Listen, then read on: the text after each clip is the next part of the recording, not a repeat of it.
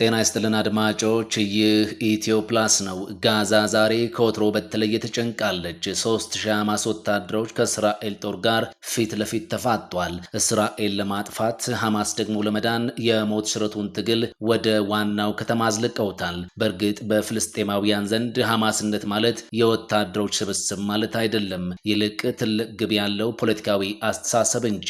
ይህንን ጉዳይ በዝርዝር ይዘኗል። በሌላ በኩል ደግሞ ድምፃዊት ዘሪቱ ከበደ ኢትዮጵያን በተመለከተ በአዲሱ መጽሐፏ ላይ ያሰፈረችው እውነት መነጋገሪያ ሆኗል። ዘሪቱ በመጽሐፏ ምን ገለጠች?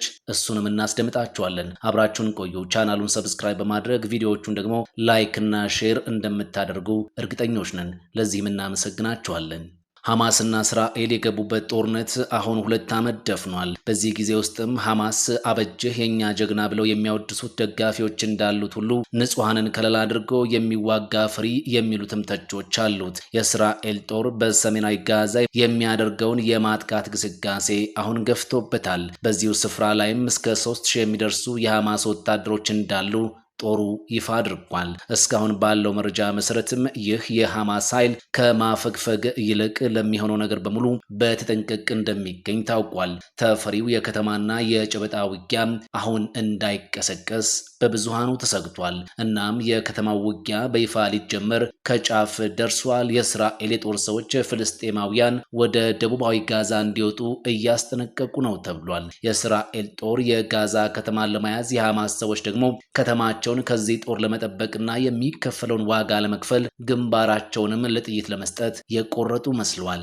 ሐማስ በእስራኤል ጥቃት ምክንያት በርካታ መሪዎቹን ማጣቱ ይታወሳል። ለመሆኑ ሐማስ አሁን ያሉት መሪዎች እነማን ናቸው የሚለውን እንነግራችኋለን። አስቀድመን ግን በሞት ያጣቸውን መሪዎችን እናስታውስ። ባለፈው ሳምንት ማክሰኞ እስራኤል በሐማስ መሪዎችና ተደራዳሪዎች ላይ በኳታር ጥቃት መፈጸሟ ይታወሳል። እስራኤል በዚያ ጥቃት የቡድኑን መሪዎች ለመግደል አልማ የነበረ ቢሆንም ሳይሳካላት ግን ቀርቷል። አሁን 2 ዓመት በሞላው የጋዛው ጦርነት በእስራኤል እስካሁን የተገደሉትን መሪዎችንና የተረፉትንም እንመልከት። ከተገደሉት ውስጥ በቅድሚያ ሙሐመድ ሲንዋርን እናገኘዋለን። ይህ ሰው የቡድኑ ዋና የጦር ኮማንደር ሆኖ በሚያገለግልበት ወቅት ነበር ባለፈው ግንቦት በእስራኤል የተገደለው። ሲንዋር ወደ ዋና ኮማንደርነት ስፍራ የመጣው የታላቅ ወንድሙን የሐያ ሲንዋርን መገደል ተከትሎም ነበር። የሐያ ሲንዋር በኦክቶበር 7 በእስራኤል ላይ የተፈጸመውን ጥቃት በመሪነት ያቀነባበረ የጥቃቱም ማስተር ማይንድ ተብሎ በእስራኤል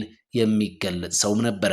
ቀጥለን ስንመለከት ደግሞ የሐያ ሲንዋርን ነው የምናገኘው። የሐያ በእስራኤል በጋዛ ውስጥ በኦክቶበር 2024 ነበር የተገደለው። የሐያ ሲንዋር በእስራኤል ቁጥር 1 ጠላት ተብሎ ተፈርጆም የቆየ ሰው እንደነበርም አይዘነጋም። ወደ ሐማስ ዋና መሪነት ቦታውም የመጣው ቀደም ሲል የቡድኑ መሪ የነበረውን የእስማኤል ሐንዬን መገደል ተከትሎ ነው። ሐንዬ ለአሁኑ ለኢራኑ ፕሬዝዳንት መሱድ ፔዜሽኪያን በዓለ ሲመት ለመታደም ወደ ቴህራን ባቀናበት በሐምሌ 2024 ነበር በእስራኤል የተገደለው። አሁንም ስንቀጥል እስማኤል ሐንዬን ነው የምናገኘው። ቀደም ሲል እንደነገርናችሁ በሐምሌ 2024 በቴህራን በነበረው ጉብኝት ነው ሐንዬ የተገደለው። ከ2017 ጀምሮም የሐማስ መሪ የነበረ ሰው ነበር። መሐመድ ዴይፍ የሐማስ ወታደራዊ ክንፍ መሪ የነበረ ሰው ነው። በሐምሌ 2024 በተዋጊ ጀቶች በተፈጸመበት ጥቃት መገደሉም ይታወሳል። እስራኤል መሐመድ ዴይፍን ሌላኛው የኦክቶበር 7 ጥቃት ማስተር ማይንድ ብላ ነበር የምትጠራው። አሁንም የሞቱትን መሪዎች ስናስታውስ ማርዋን ኢሳን እናገኘዋለን። ማርዋን ኢሳ ምክትል የሐማስ ኮማንደር የነበረ ሰው ሲሆን በዚያው አብዛኞቹ መሪዎቹ ባለቁበት በ2024 በየካቲት ወር ነበር በተፈጸመበት ጥቃት ሕይወቱን ያጣው። ኢሳ እስራኤል በብርቱ ትፈልጋቸው ከነበሩ የሐማስ ሰዎች ዝርዝር ውስጥ ሰፍሮ የነበረ ሰውም ነበር።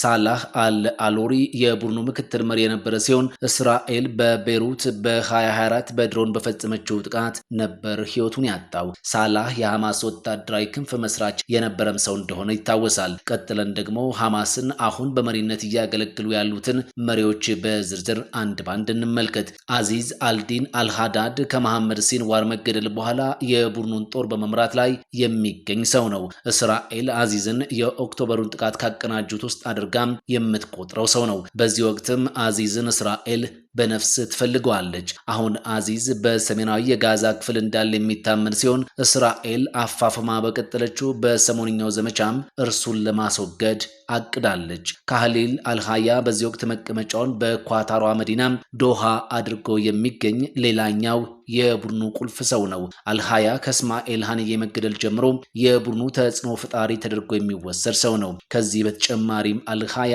ከያህያ ሲንዋር መገደል በኋላ በ5 ሰዎች የሚመራው የቡድኑ የምክር ቤት ሰዎች ውስጥም አንዱ ነው። በእስራኤል ጥቃት የመጀመሪያ ልጁን ጨምሮ በጣም ቅርብ የሚባሉ ሰዎቹንም እንዳጣ ይነገራል። ካሊድ መስሃል ሐማስ ካሉት ስመ ገናና ፖለቲከኞች መሃል የሚጠቀስ ሰው ሲሆን ቡድኑንም ከ2004 እስከ 2017 መርቷል። ካሊድ በ1997 በጣም እውቅና ያገኘበት ዘመን እንደነበር ይታወሳል። በወቅቱ የእስራኤል ወኪሎች በጆርዳን መርዘው ለመግደል ሙከራ ማድረጋቸውን ተከትሎ ነበር ስሙ ዝነኛ ሆኖ የነበረው። አሁን መቀመጫውን እንደ አልሃያ ሁሉ በኳታር አድርጎ የሚገኝ ሲሆን ከ5ቱ የቡድኑ ሰዎች ውስጥም አንዱ ነው። መሐመድ ዳርዊሽ እርሱም እንደሌሎቹ ሁሉ አሁን የተሻለ ለሐማስ ሰዎች ሰላማዊ እንደሆነች በሚነገርላት በኳታር መኖሪያውን አድርጓል።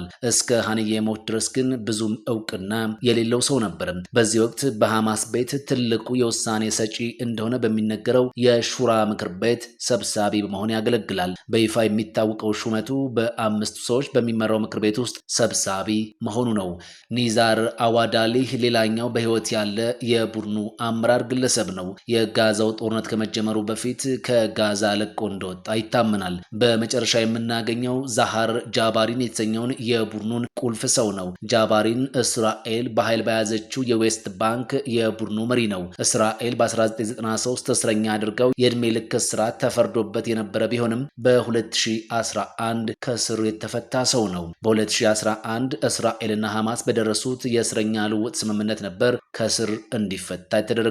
የተወለደውም በ1968 በዌስት ባንክ ሲሆን በዌስት ባንክ የቡድኑ ወታደራዊ ክንፍ መስራች እንደሆነም ይነገርለታል። ድምፃዊት ዘሪቱ ከበደ አዲስ ባሳተመችው መጽሐፍ በመጽሐፍ ቅዱስ ከ40 ጊዜ በላይ የተጠቀሰችው ኢትዮጵያ አሁን ካለችው ኢትዮጵያ ጋር የሚያገናኘው ነገር የለም አለች። ዘሪቱ ኢትዮጵያ የሚለው ቃል በተደጋጋሚ በመጽሐፍ ቅዱስ መጠቀሱን እንደ ልዩ ነገር መቁጠር አያስፈልግም ብላለች። ዘሪቱ በዚህ ሊመካ የሚፈልግ አካል መኖር እንደሌለበትም በዚሁ መጽሐፏ ላይ አስፍራለች። አርቲስት ዘሪቱ አሁን ያለችው ኢትዮጵያ በመጽሐፍ ቅዱስ የተጠቀሰችውን ኢትዮጵያን በቅርጽና በይዞታ ሙሉ በሙሉ የምትወክል አይደለም ስትልም ሐሳቧን ገልጻለች። በበርካታ ትርጉሞች ኢትዮጵያ የሚለው ቃል ኩሽ በሚለው ስያሜ ተጽፎ ይገኛል በማለት በአንትሮፖሎጂስቶችና በታሪክ ተመራማሪዎች የተረጋገጠውን እውነት በራልኝ ባለችው መንፈሳዊ እውነት ውድቅ አድርገዋለች። ከዚህ በተጨማሪ ኢትዮጵያ የሰው ዘር መገኛ ስለተባለች በታሪክ ቀደምት ከፍታ ባለቤት ነች የሚለው ብልጫ ያለው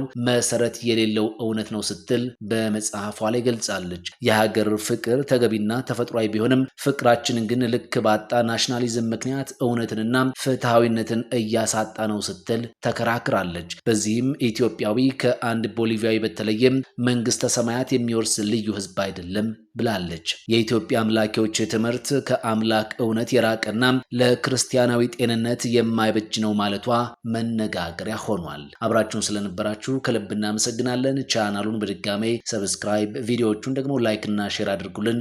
እናመሰግናችኋለን።